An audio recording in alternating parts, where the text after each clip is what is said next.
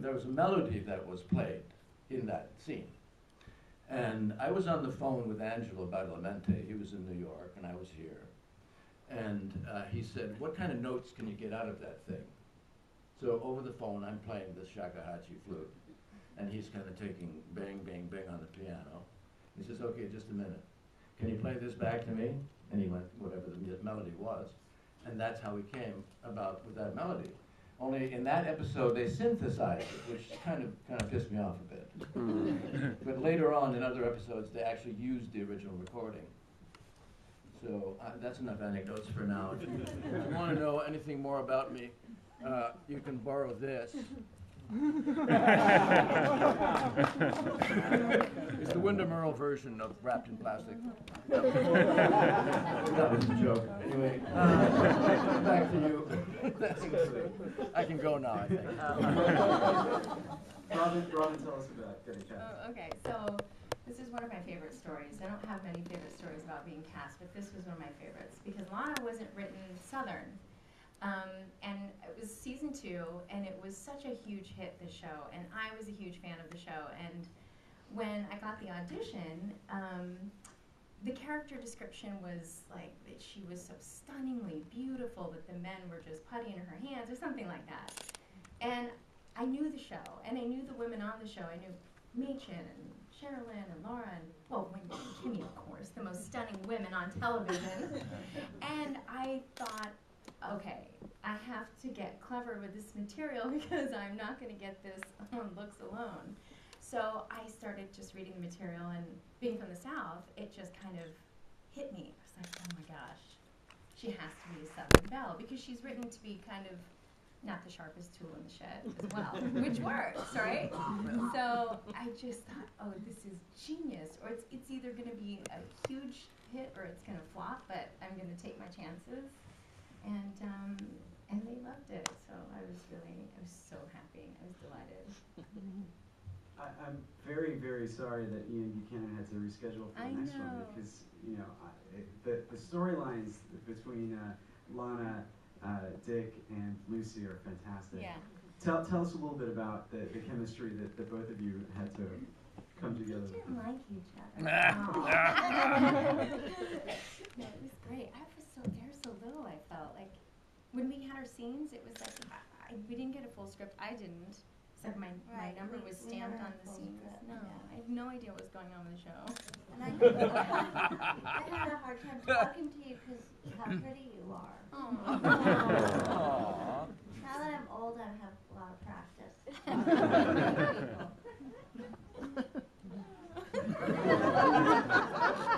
had a lot of fun. Yeah, a lot of fun. Except that Uli directed Right, that I one. remember that. Do you remember how many takes? No. It was like 25. Oh, dear. Walk across the room, okay. Do it again, just do it again. Right, I remember Walk that. across the room. Again! Uli. Yeah, he directed. Twin Peaks contest was He directed the first one I was in. Absolutely. That was In a fact, total challenge. And all I did was sit there, and he did 25 takes. So, in fact, we're going to get to see the Miss Twin Peaks contest at our next viewing. But my God, the tap dance, I mean, the performances, the dancing that you guys do is really fantastic. Tell us a little bit about deciding to do that. Obviously, drawing on your background as a dancer as well. How did that get worked into the script? I was sitting in the office, the Lucy office, and I saw David and Mark standing way down at the end of the hall, snickering. And I saw them looking at me and then snickering. And then they both nodded and came walking towards me. And I went, uh-oh.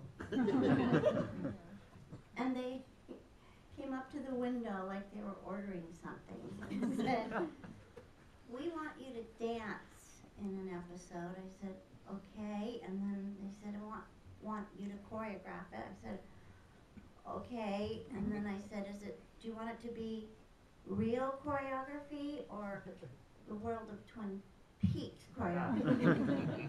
They said Twin Peaks. And I did this thing to Jack the Knife. And I basically just did Disneyland choreography. Or Debbie Allen, whichever one you want to call it. Same thing. And Angela wrote that music. But if you watch it, if you could see it without the editing part, it still fits. Well, you could hum along. Dun, dun, dun, dun. Dun, dun, dun, dun. Dun, dun, chassé, chassé, la chassé.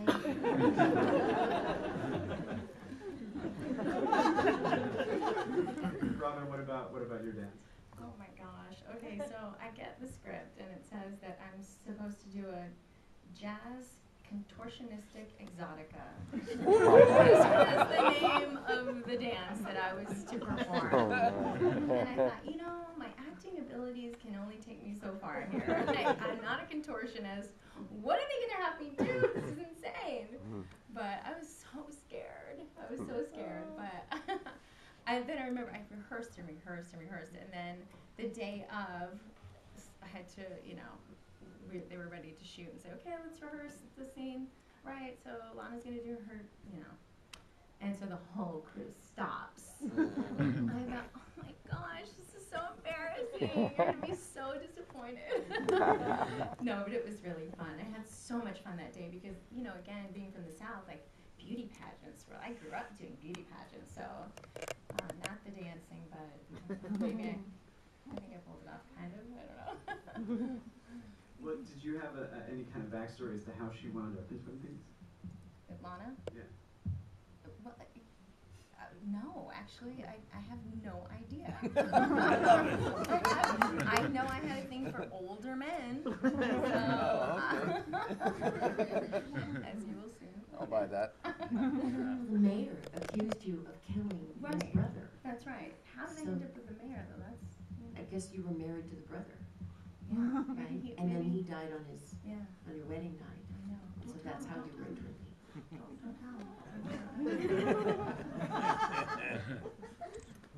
So, to talk a little bit behind the scenes, Jonathan, you're one of the main editors on the show, and it seems like you broke up the editing to do one out of every three episodes. Mm-hmm. Tell us a little bit about how you work with all these different storylines, and you were alternating with guys like Paul Trejo.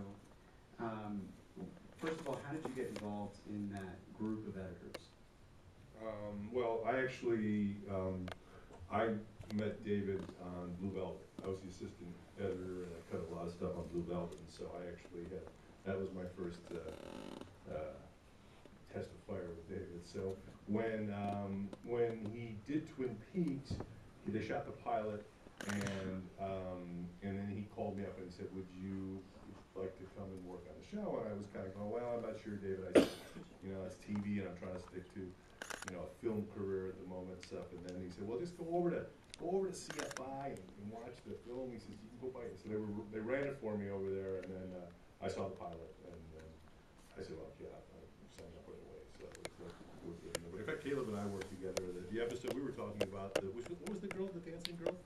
It was David Fincher's sister, I forget her first name. Right. But yeah, so the episode I think you might have seen tonight was the one that we did together. She was working in the office. Yeah. So anyways, I got started with that. That's how I met them, and then, you know, basically, you know, I think, you know, everybody here can attest to the fact that, you know, there was an environment that, you know, David set with the pilot, and then there was this kind of environment, and everybody wrote to that, and everybody, all these great people performed to that, and so it really was kind of like this, you know, experience that, I don't know, anybody who dropped in, whether it be an actor or a director or anybody, just kind of fell into what this thing was about, and everybody brought their own thing to it. It really wasn't hard at all. In fact, it was so much fun. I mean, it was just, you know, the big thing for us as editors was, you know, we would rush as soon as the next script came out. We would all rush and stop and then just everybody would sit down and read it, because we're just such big fans of the show.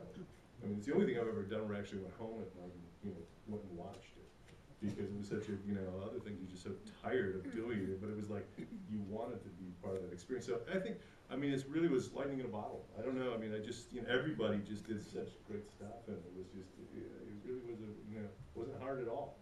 to balance anything.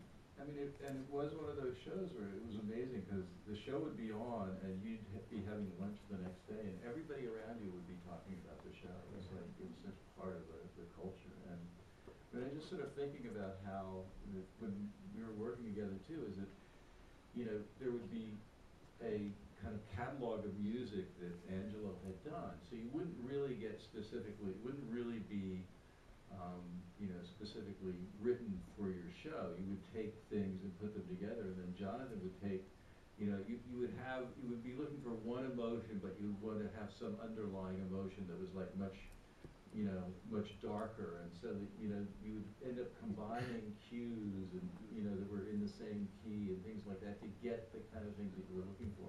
And then Angela would maybe write one or two cues in each of the shows. So it was sort of a wonderful way of working, and you just, I mean, I have to say that the atmosphere, you know, that David and, you know, Mark created was one that just gave everybody a sense that they could just sort of do their best work, whether it was the actors or the writers or editors or, you know, directors. Everybody had this spirit about it, and the fact that the show became such a big instant hit, you know, I think, you know, obviously help matters as well, but it was really remarkable. I mean, in thinking about it, it was like, you know, Mark and David created the show, but I have to give a lot of kudos to ABC for really, you know, for taking, you know, having the Stones to actually air it at that time. I mean, it was, Well, it was pretty out there. It was out there, but you also, I mean, because I remember, you know, talking to Mark and David about it, is that, you know, in each script, they would put some obvious things that needed to be censored. And you know, then the censors would come down on these things. In the meantime, they had really planted much more subversive on the surface that actually passed by the censors. And, you know, as you can see if you've seen the show, there's some pretty outrageous things in this that, I mean, now on television, you know, obviously things have changed, but at the time, you know, there was a lot of censorship in television, a lot more than there is today, and I think they got away with it because it was very subtle and wonderful, but I guarantee you that they actually wrote things in there very deliberately. Wait a second, you can't say that. They go, oh, okay. We'll take it out. In the meantime, something much more evil or perverse would be lying under the surface. Well, Jonathan, since you did so many episodes, I'm curious if there was any deleted scene that was a particular favorite of yours. You know, not so much. I mean, the shooting schedule was pretty tight, and everybody was, you know, was pretty ambitious. So there really wasn't like a lot of stuff that, you know, that was, you know, hit the cutting room floor, so to speak. Certainly, I mean, I have to say, it's not this stuff, but in Blue Velvet, there was a ton of stuff, because there was all kinds of scenes that we could use. But in here, it was pretty much everything kind of made it in one way or another. And that was really interesting because it was just because you wanted to write for the time. They wanted to. That was the big thing. I think the first couple of episodes, and the first one I did with David was almost 2 hours long.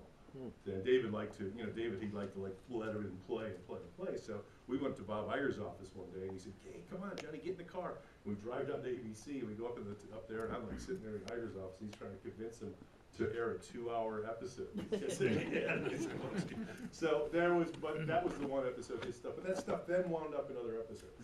So there really wasn't a lot. It was pretty economical and well written, and, you know, to the point. Wendy, tell us a little bit about the wonderful storyline with Mike that takes off in the second season. I love that storyline. I keep saying that. Were you involved at all in how that got written?